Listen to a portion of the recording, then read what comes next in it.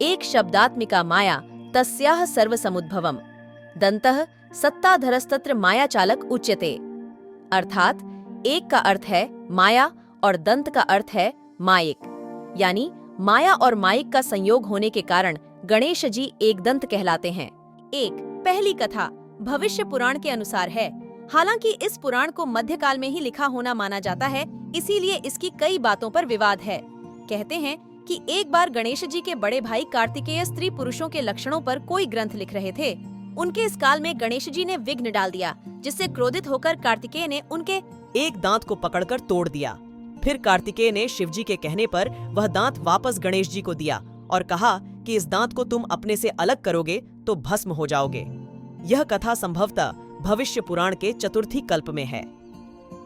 2.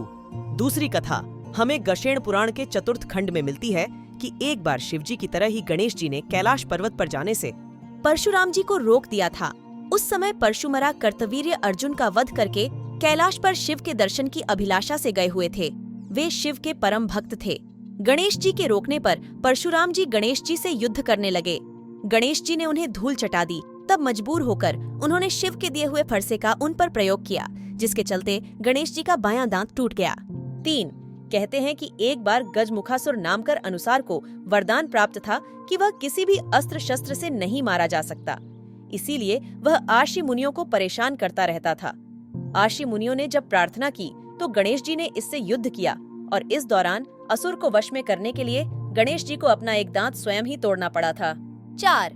महर्षि वेद व्यास जी ने गणेश जी से महाभारत लिखने की प्रार्थना की तो उन्होंने कहा कि इस शर्त पर लिखूंगा कि आप बीच में ही बोलना न रोकेंगे। तब महर्षि ने भी एक शर्त की, आप जो भी लिखेंगे वह उसे समझकर ही लिखेंगे। गणेश जी भी शर्त मान गए। अब दोनों ने काम शुरू किया और महाभारत के लेखन का काम प्रारंभ हुआ।